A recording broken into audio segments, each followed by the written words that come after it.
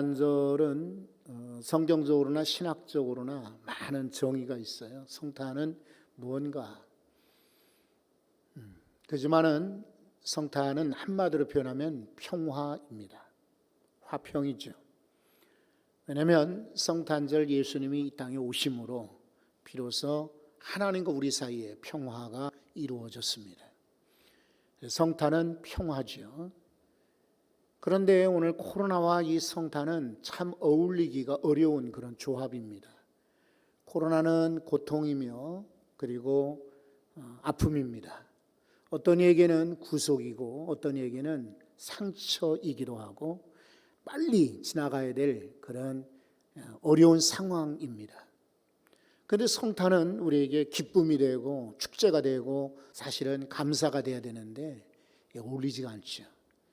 그래도 우리 기왕에 하나님께 예배하는 여러분, 어려운 상황 속에서도 성탄이 주는 화평을 우리 가족들과 함께 넉넉히 누리시기를 바랍니다.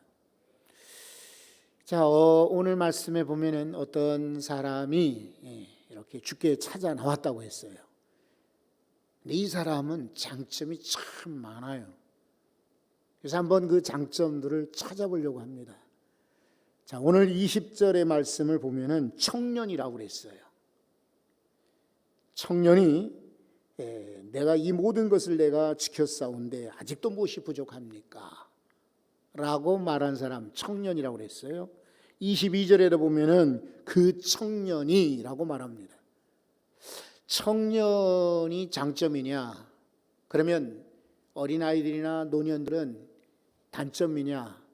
이렇게 구분 지을 수는 없어요. 어떤 얘기는 오히려 노년이 행복이고 어린아이 시절이 복일 수도 있어요. 하지만 청년의 때는 가능성이 훨씬 많습니다. 그렇겠죠? 어디든지 갈 수가 있습니다. 건강하니까 무슨 일이나 할 수 있습니다. 그에게 세월이 시간이 많이 남아 있습니다. 가능성이 있다는 점에서는 청년이 장점이에요.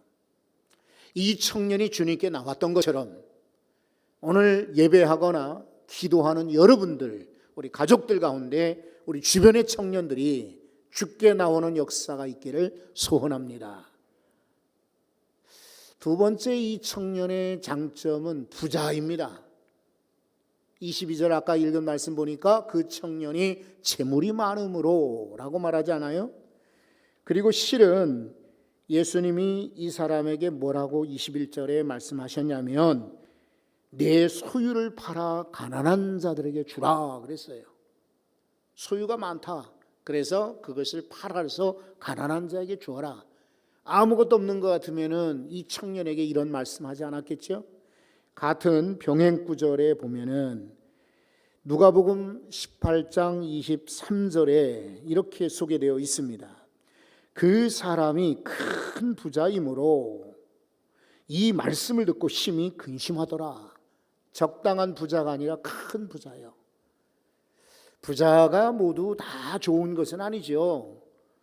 고민도 많고 그 돈을 재산을 유지하기 위해서 참 신경 쓸 일도 많습니다. 하지만 부자는 장점인 경우가 많습니다. 다윗이 압살롬의 반역으로 피신을 할 때 백성들과 함께 도망갈 때 말이에요. 그때 바르실라라고 하는 부자가 있었습니다. 이 부자가 이 다윗 왕을 공개했다. 그리고 잘 도왔다라고 성경은 소개하고 있습니다. 그러니까 이 부자가 만약에 돈이 없었더라면 아마 이 도망가는 다윗 일행을 도와주지 못했을 거예요. 그런데 이 바르실레는 돈이 있었기 때문에 도와준 거예요. 그와 같이 때로는 부를 가지고 좋은 일을 쓸 수 있어요. 그러니까 이 청년의 경우는 청년에다가 돈이 많은 부자니까 상당히 장점 있는 사람이라 할 수 있죠. 그 다음에 이 사람은 관리였습니다.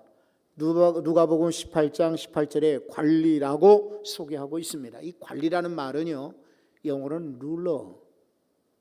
이거 공무원이기도 하고 또 군주이기도 하고 대제사장과 같은 지도자들을 일컫는 말이 관리예요.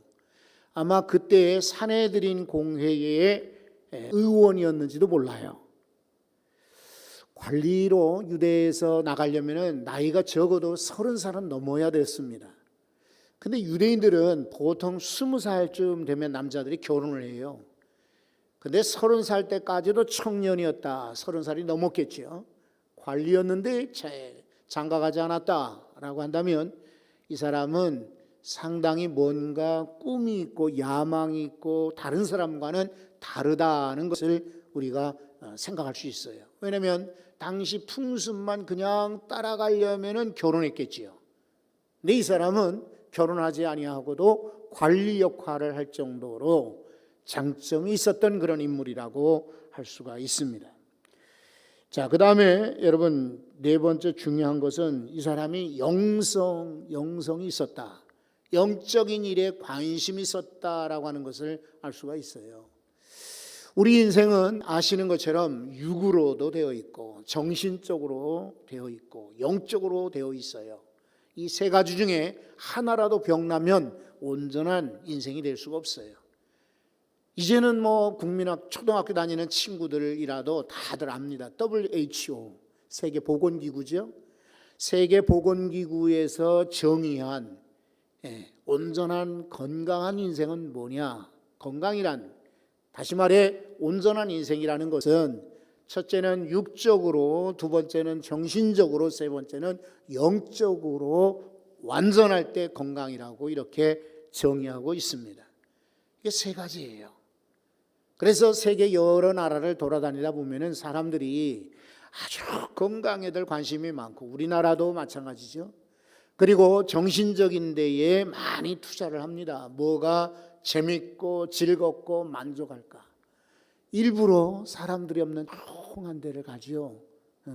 정신적으로 안정을 얻기 위해서.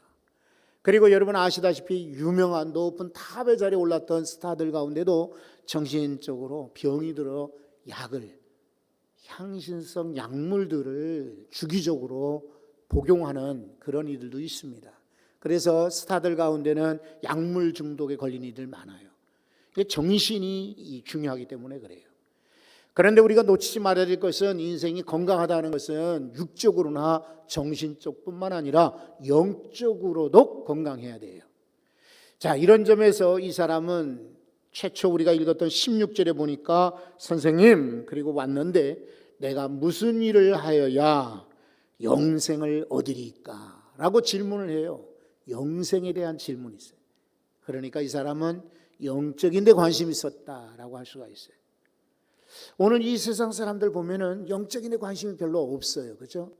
그래서 대부분 육적인데 관심들이 많고, 뭘 먹을까, 뭘 마실까, 어디 살까, 내가 무슨 일을 하면 좋을까, 이런 데 관심이 있는데, 여러분 이 젊은 사람, 부자, 관리인 이 사람은 영적인 데 관심이 있었다. 참 칭찬할 만한 장점이죠. 또 하나, 이 사람은 주님께 주목을 받았습니다. 오늘 이 말씀 보면 대화가 꽤 길어요. 그런데 이 대화는 이 마태복음뿐만 아니라 마가복음이나 또 누가복음, 소위 공관복음이라고 하는, 공관복음은 내용이 비슷한 그런 세 개의 복음서를 말하죠. 새 성경에 다 기록이 되어 있어요. 그 중에 보면은 마가복음 10장 21절에 이렇게 소개되어 있습니다. 예수께서 그를 보시고 사랑하사 라고 하셨어요. 사랑하사 이르시되 내게 아직도 한 가지 부족한 것이 있으니 라고 조언을 하십니다. 그를 보시고 사랑하사, 여기 사랑하사라고 하는 말은 헬라어로 아가파오라는 말인데 성경의 가장 사랑에 대한 정의로 많이 소개되는 말이에요.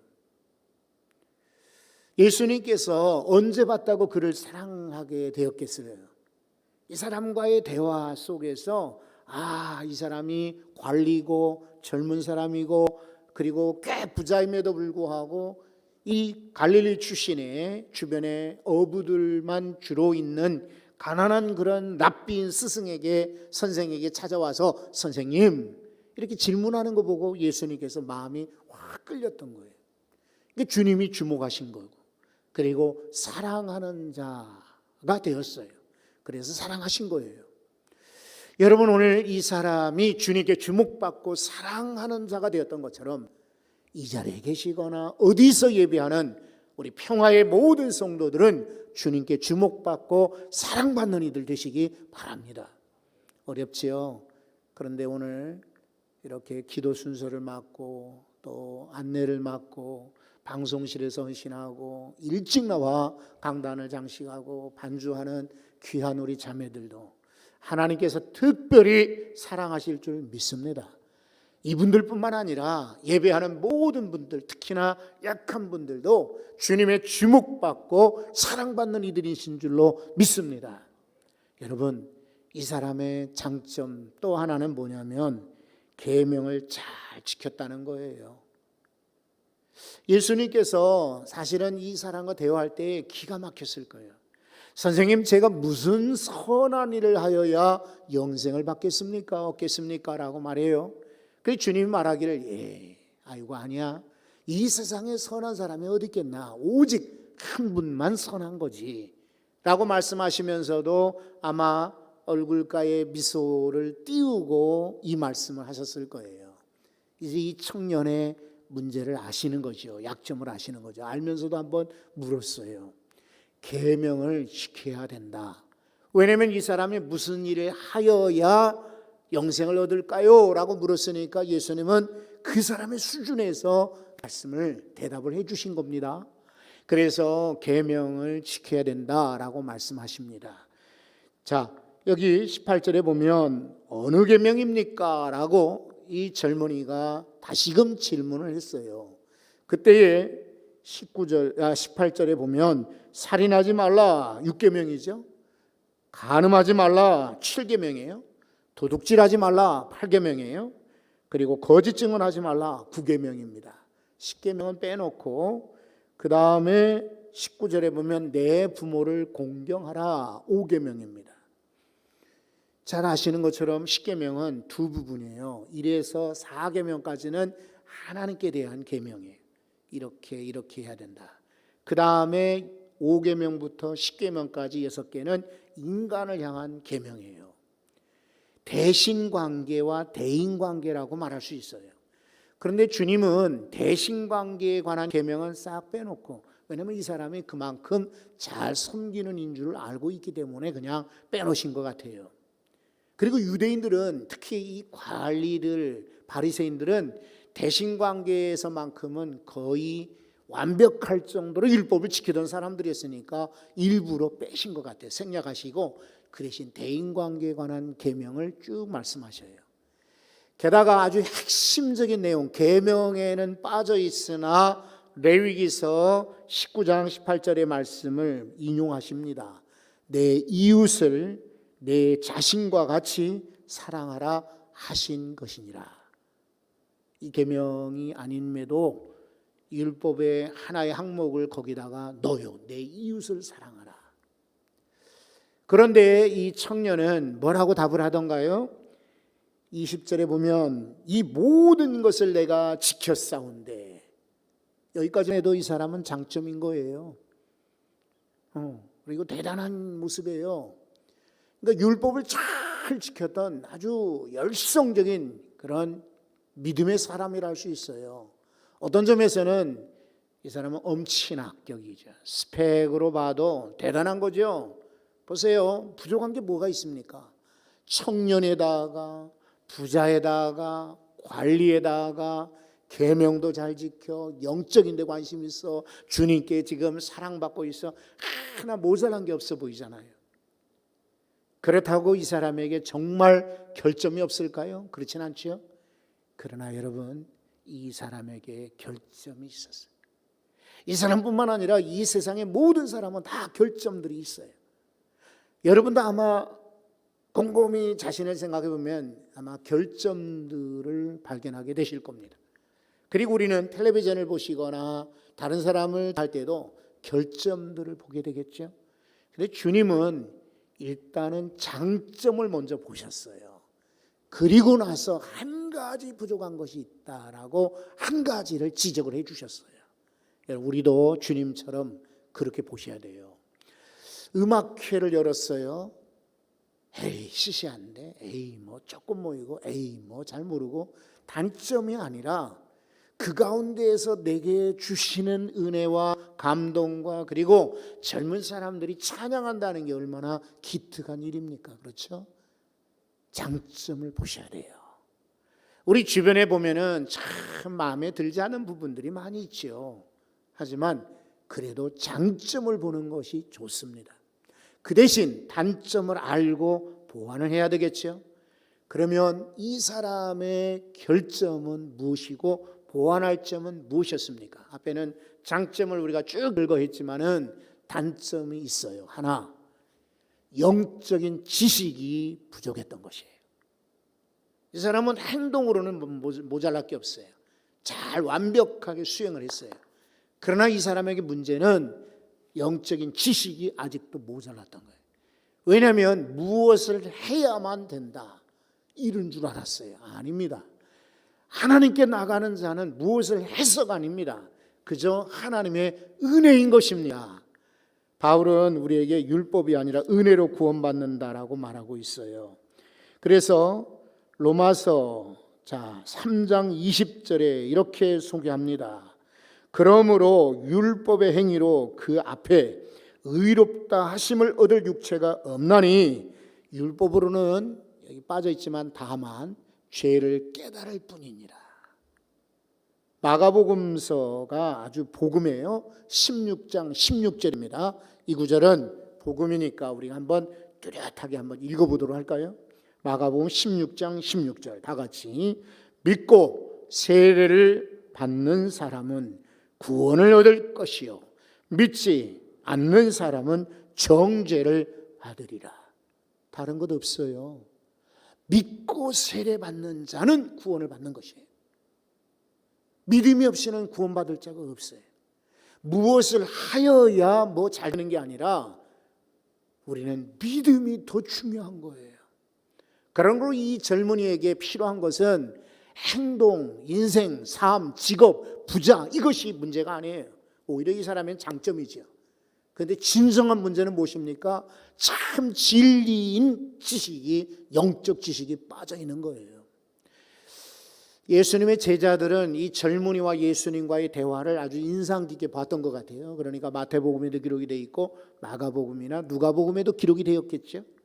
아마 베드로도 그 자리에 있었을 겁니다. 베드로는 훗날 사도가 되어서 이 초대교회 제자들에게 이렇게 이야기합니다. 베드로 후서 1장입니다. 1장 5절에 이렇게 말합니다. 그러므로 너희가 더욱 힘써, 그 다음 구절 한번 읽어보실래요? 너희 믿음의 덕을, 그리고 덕의 지식입니다. 세 가지예요. 첫째는 믿음을 가져야 된다. 우리 주변에 믿음 있는 사람 많습니다. 여기 나오신 분들도 이 어려운 때 나온 건 보통 일이 아니고 믿음으로 나오는 거예요. 근데 믿음만 가지고는 안 돼요. 어떤 이들은 오직 믿음이니까 믿음 한 가지로 그냥 전부 충족되는 줄 알고 있는데 천만에 어떤 사람들은 믿음이 있다고 할지라도 도리어 잘못 믿는 사람도 있거든요. 그러니까 믿음 플러스 덕입니다. 덕. 그러니까 다른 사람을 덮어주는 것입니다. 감싸주는 것입니다. 세워주는 것입니다. 여러분, 우리 조심하셔야 돼요. 믿음이 있다 하는 사람들 중에 다른 사람을 무섭게 정죄하고 책망하고 지적하는 사람이 있습니다. 저렇게 믿어서 되겠나? 오직 성경대로 믿어야 되는데 그거 전부가 아니라 사실은 덕이 필요해요. 실은 우리가 말하는 것처럼 그렇게 살지 못하지 않습니까? 그렇죠? 그럴 때에 저도 인간인지라 실수할 수 있겠다. 덮어주는 덕이 필요해요. 요즘같이 여러분 추울 때에 옷 하나라도 더 입는 것이 얼마나 따뜻하던가요. 많은 사람들이 춥다 하는데 정말 날이 추워서 추운 것보다 사람들의 시선이 추워요. 사람들의 말투가 추워요. 사람들의 행동이 추울 때가 있어요. 왜 저렇게 쌀쌀하게 행동할까? 쌀쌀하게 말할까? 쌀쌀하게 쳐다보고 더 오싹해지고 추워질 때가 있어요. 그럴 때 성도들은 어떻게 해야 됩니까? 덕으로 덮어주는 것. 여러분 믿음에다가 덕을 세우시기 바랍니다. 중요한 것은 베드로 사도가 말하기를 그 덕 위에다는 지식도 더하라 그랬어요. 베드로 사도는 사실은 지식이 많은 사람 아닙니다. 그러니까 젊은 시절에는 참 실수도 많이 하고 후회도 많이 했습니다. 그렇죠? 근데 지나고 보니 내게는 믿음도 중요했고 다른 사람들을 용서하고 덮어주는 덕도 필요했다. 내가 예수님이 붙들려 간다고 할 때 칼 빼가지고 대제사장의 종의 귀를 쳐서 떨어뜨릴 정도로 아주 혈기왕성했던 그런 자신의 덕이 없었음을 회개하는 것이죠. 게다가 내가 많이 배우지 못하고 알지 못했더니 참 실수를 많이 했다. 그래서 노년의 베드로 사도는 이 베드로 전서, 베드로 후서 이 편지를 쓸 즈음에는 너에게 믿음이 필요하다, 덕이 필요하다, 그리고 그 위에다가 지식을 더하라 라고 말했던 거예요. 여러분, 이 청년에게는 믿음은 있었는지 몰라요, 덕은 있었는지 몰라요. 그러나 진정한 영적 지식은 없었던 거예요. 우리 성도들은 영적인 지식까지도 얻어낼 수 있기를 바랍니다. 결점 가운데 또 하나는요, 이 사람은 잘못 믿었죠. 무슨 어려서부터 믿기는 믿었고 정말 계명을 잘 지켰던 훌륭한 인물이면 틀림이 없어요. 그런데도 이 사람은 예수님께 나와서 뭔가 해야만 되는 줄 알았어요. 그동안은 잘했습니다. 그러나 부족한 것이, 한 가지 부족한 것이 있다라고 주님께 지적을 받았어요. 오늘 우리가 지식도 참 중요하고 많이 알고 갖춰야 되겠습니다만은 그 대신 바르게 믿어야 되겠습니다. 시간이 바빠요. 우리가 출근길에 급하고 또 어디 급하게 약속이 있어 급한데 그렇다고 해서 엉뚱한 데 가면 되겠습니까? 빨리 가더라도 바른 데 가야 합니다. 그렇죠? 믿음도 마찬가지입니다. 우리가 내 방법도 있고 저 사람의 방법도 있고 저 사람의 방법 주변에서 알려주는 방법이 있는지 모르겠습니다. 어떤 것이랄지라도 그러나 중요한 것은 바르게 믿는 것, 이것이 중요합니다. 그러니까 오늘 이 청년의 경우는 주님께 나온 거 정말 잘한 거예요. 그래서 조언받고 교정할 만한 기회를 얻었던 것입니다. 이 사람의 결점, 보완할 것이 뭐냐면 교만함입니다. 저는 이 사람을 보면서 참 아쉬울 때가 있습니다. 그냥 계명을 지켰다. 주님, 제가 부족하지만 그래도 최선을 다해서 지켜왔네요. 그래도 저에게 부족한 게 있겠죠? 라고 했더라면 얼마나 좋았을까요? 여러분, 성경 한번 20절을 보십시오. 이 청년이 뭐라고 주님 앞에 당돌하게 대답을 하는지요. 20절 보십시오. 그 청년이 이르되 이 모든 것을, 어떻게 모든 걸 지킬 수 있어요? 모든 것을 내가 지켜 싸운데, 이렇게 대답하면 안 되죠. 주님, 선생님 말씀하신 대로 제가 노력은 했습니다. 최선을 다했습니다. 주님 보시기에는 좀 모자라겠지만 제가 그래도 나름 열심히 지키려고 애를 썼습니다 라고 했더라면 얼마나 좋았을까요? 근데 이 청년은 뭐라고 말합니까? 이 모든 것은 내가 지켰는데 내게 부족한 것이 무엇입니까? 아주 당돌하지 않습니까? 여러분, 이 사람은 사실은 좋은 사람에게는 틀림없지만 이 부분에 이 약점이 있는 거예요. 자만한 것입니다.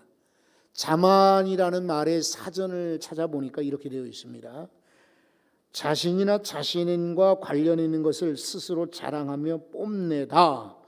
이게 자만하다는 말이에요.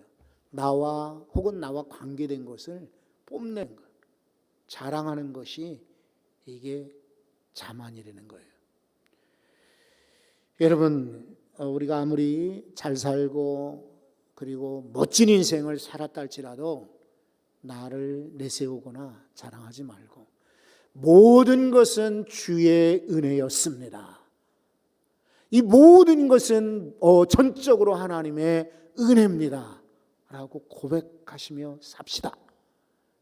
왜냐하면 그런 이들이 가능성이 있고 복이 있고 은혜가 더더욱 넘치는 것입니다. 제가 만약에 어떤 사람에게 돈을 주려고 만약에 내밀었는데 아무리 주려고 해도 그 사람이 거절하면 어떡하겠어요? 할 수 없죠. 내려놓을 수밖에. 하나님께서 우리에게 은혜를 부어주시려고 해요.